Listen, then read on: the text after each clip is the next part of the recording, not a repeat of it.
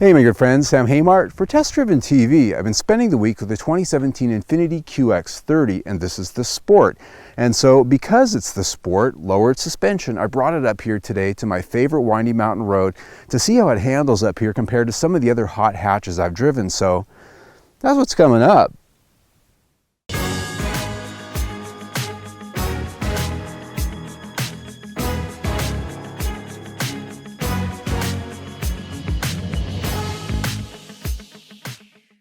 In terms of styling, I have to say that Infiniti's come a long way from the days when they first sort of started this styling binge that I used to call angry fish, because these vehicles, they look like very angry sea creatures, most of them did.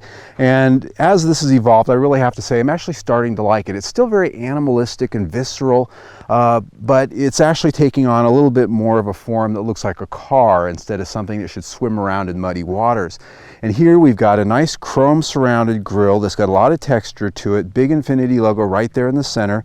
The lower fascia down there, as you can see, has a really nice jowl to it, and the grille design down there also mimicking that which is above. LED fog lights on this one, and on this one, even though halogen headlights are standard, we have LED headlights here that have a nice signature when they light up during the daytime, and they do light up quite nicely at night. Coming around the corner here, you can see that we've got a little bit of a vestige of the crossover marketing this has. That is that piece of trim there around the wheel well. But in the center here on the Sport, we've got a 19-inch alloy wheel that's got a nice dark finish on it. And if you look in the center of that, you can see this also has cross-drilled rotors. It's a really nice sporting touch, and they actually work pretty good as well. And we'll get to that here in a minute. Coming down the side here, this has a lot of lines going on that really have that nice shape of sort of a sheet draped over furniture here. I like what they've done, especially down there in the lower rocker. That is actually a separate piece, and it really sort of takes on some of these curves and it accentuates that in a little bit bolder form than you see up here. I do really like this roof line, and it's one of the better interpretations of this design I've seen on Infinitis, I think. When you look at how that curves around in here into the rear glass, I think it's very graceful, it's very artistic. I honestly really do like the way this looks. And the rear hatch there, as you can see, these taillights have a nice piece of chrome that ties them together as it goes into the hatch. Down on the lower fascia down there, you've got dual exhaust tips. Now there are exhaust pipes that are separate from those down inside, but at least the air does blow through them, unlike some vehicles that we've recently tested. The interior of the QX30 is everything that I've expected from Infiniti when it comes to design.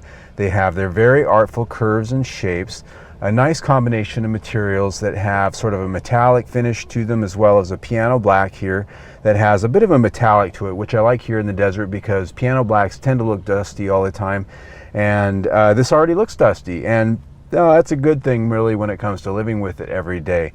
I like the fact that they've done something different here than in the Mercedes-Benz version of these cars. Although I will tell you, looking around here, if you sat in the Mercedes-Benz GLA or the CLA, which this shares a lot of commonality with in terms of architecture, you will start to see some familiar things when it comes to the switchgear. Even though there are quite a few differences, you can see a lot of familiarity going on. Whether or not you look at that as a good thing or not depends on whether you're sitting in the Mercedes or the Infiniti. Here you go, oh, there's a lot of Mercedes stuff going on here. If you're sitting in the Mercedes, maybe you're not probably going, oh, there's some cool Infiniti things going on here. So there's that. Now, because we're in the Sport here, there's a flat bottom steering wheel, something different than in the other QX30 models. Here also we have the Sport leather package, which gives us a very nicely trimmed interior. We've got a leather trim dash insert. There's soft trim here on the center console, soft trim here on the door panels with nice white accent stitching. The leather seats here also have white accent stitching, as well as a nice white stripe built in that gives them a nice look. And these seats, again, very similar to what you might find in a Mercedes in terms of their shape, their seat frames. I think the actual hardware underneath the upholstery here is probably identical. And the seat adjustments, like a Mercedes-Benz up here on the door panel, you're going to find the same commonality going on there, and they're very comfortable. In the seating position here, even though this is marketed as a crossover, it's very much like you'd find in other Sport compact hatches in this class, although this is really hard to define class-wise, but the driving position is very much car.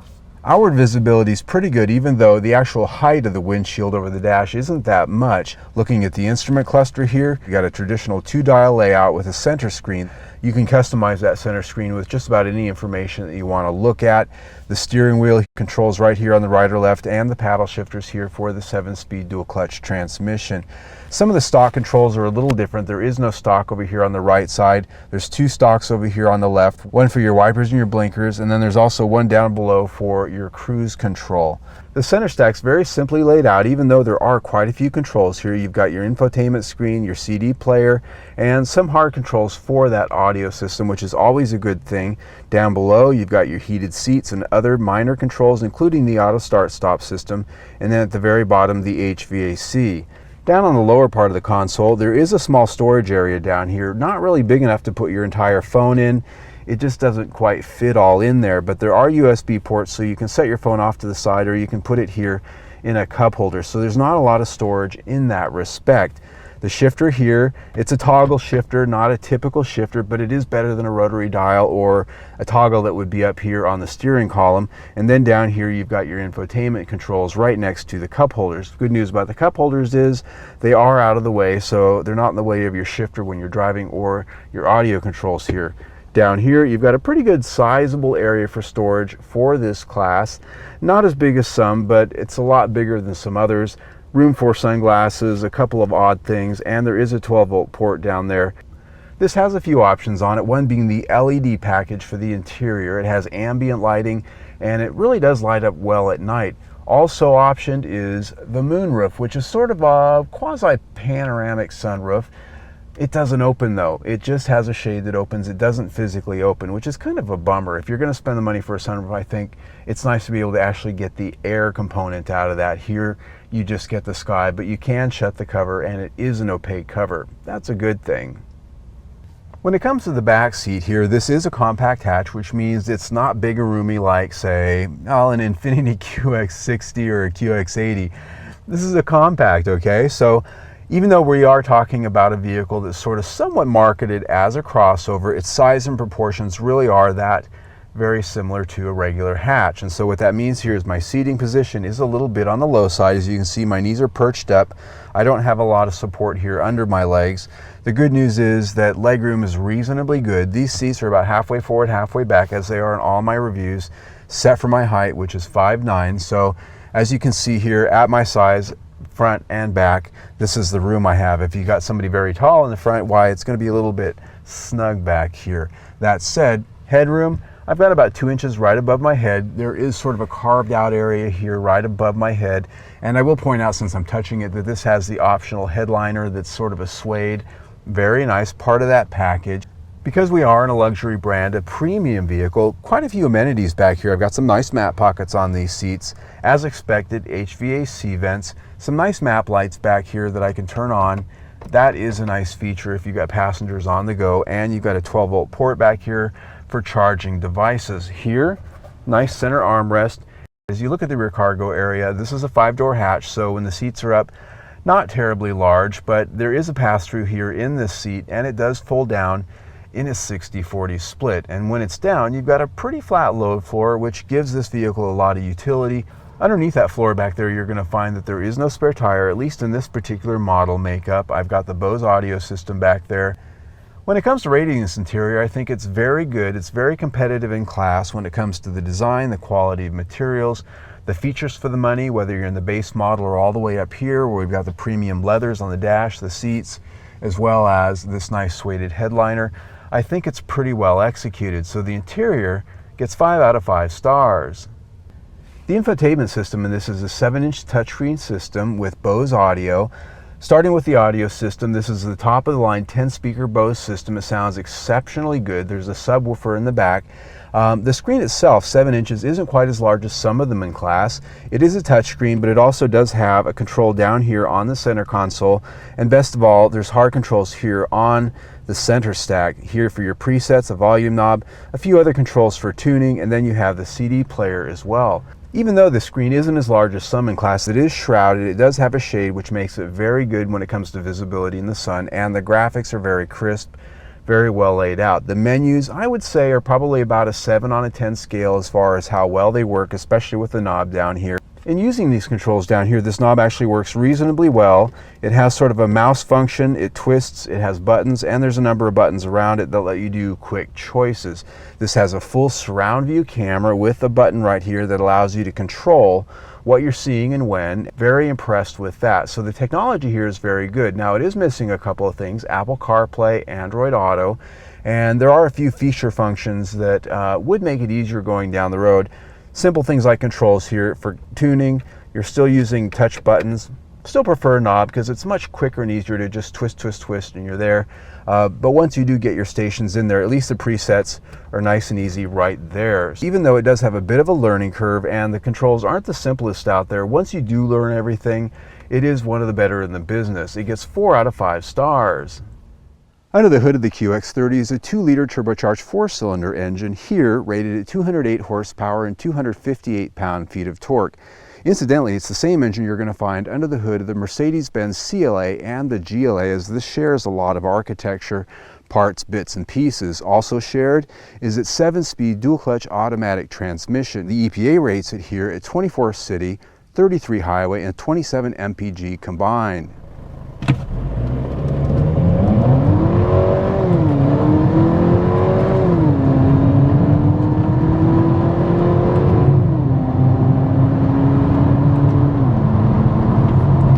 Well,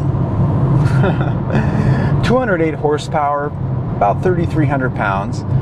We're in the same neck of the woods as the GTI when it comes to power here, and we've got a very similar transmission that you're going to find in the GTI, and I make that comparison because we've got the same size engine, turbocharged 4-cylinder, dual clutch automatic transmission. We've got paddle shifters here. A lot of similarities going on there, and the overall packaging and makeup of this vehicle, so that just becomes for me the automatic comparison. And the other thing that really makes these two vehicles very similar in terms of powertrain is the fact that at 2 liters and 208 horsepower, this is a pretty mild tune on this engine. It could easily make 250 horsepower. In fact, in Mercedes trim with the AMG, it makes a lot more horsepower. So very refined engine because it's got a mild tune. So they've done a good job with this engine. It has a nice thrum to it. It's not noisy, it's not rough. It revs up to about 6,300 RPM. It does a nice job doing it. Now this transmission, 7-speed dual clutch automatic transmission, out here it behaves pretty well. In fact, we'll get to that here in a moment. Around town, it's rough, it's abrupt, it's jerky, very much like Volkswagen and Audi's transmission. It's just difficult to live with sometimes from stop and go traffic around town. This is really what it's meant for. And this has an auto start stop system that's annoying as hell. I mean, it sucks. It's really, really bad. You can turn it on and off down here, but you have to turn it on and off every time you start the car. You can't permanently turn it off. And the problem with it is it just starts and it stops, and the way it does it, it shudders the whole car, and honestly, it just makes it feel junky. But back to the good stuff. We're getting into some curves here, and I want to get this down into manual mode here. Use these paddle shifters a little bit.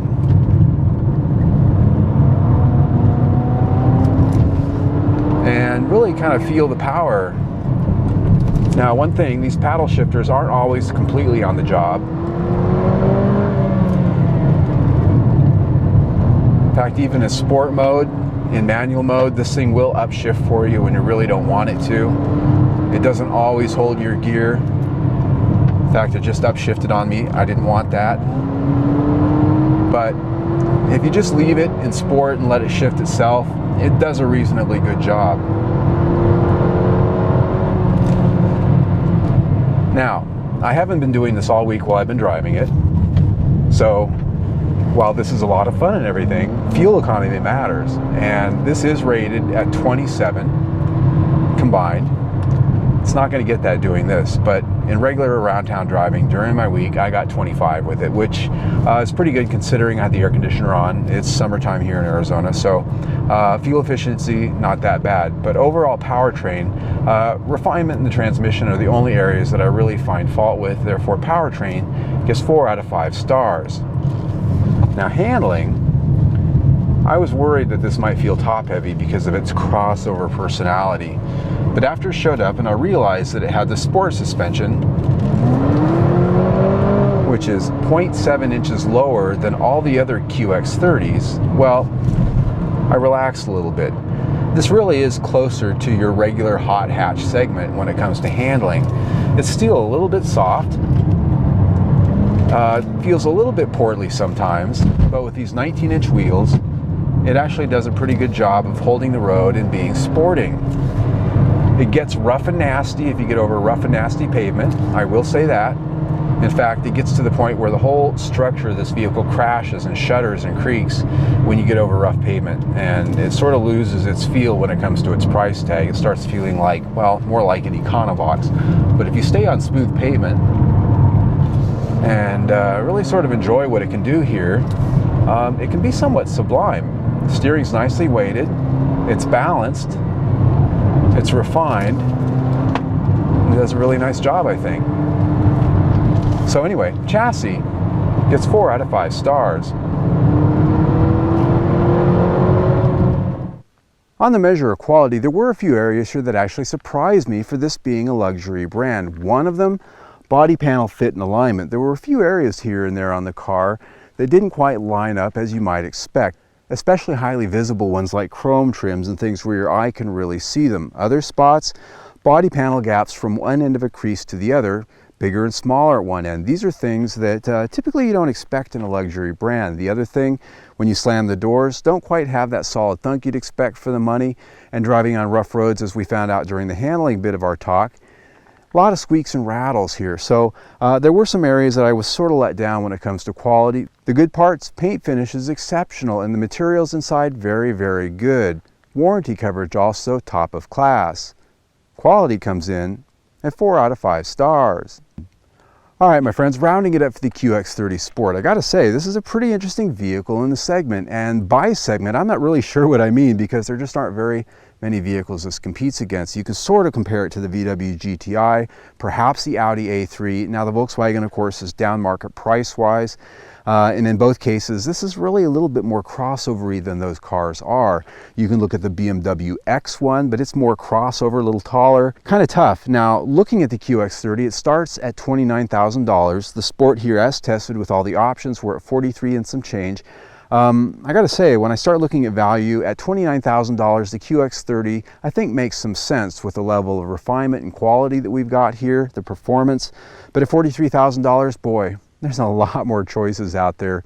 BMW, Mercedes, Audi, a lot of those that I think have a higher refinement level at the very least. So when I look at value, I put that at 4 out of 5 stars. When you put that in with everything we've talked about, we're at 4 stars for the review. I'm Sam Haymart for Test Driven TV. I hope you enjoyed the ride.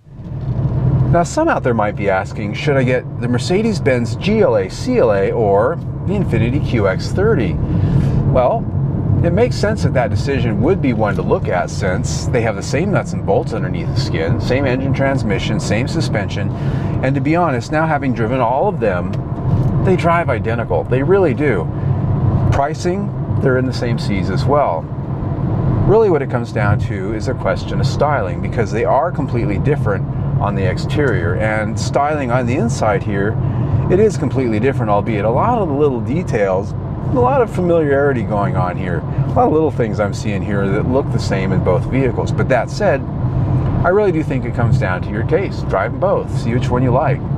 Anyway, if you like the video you just saw, subscribe to our YouTube channel. You can do that by clicking on the big round logo right there, or just see our latest test drive by clicking on the big square. Either way, stay tuned.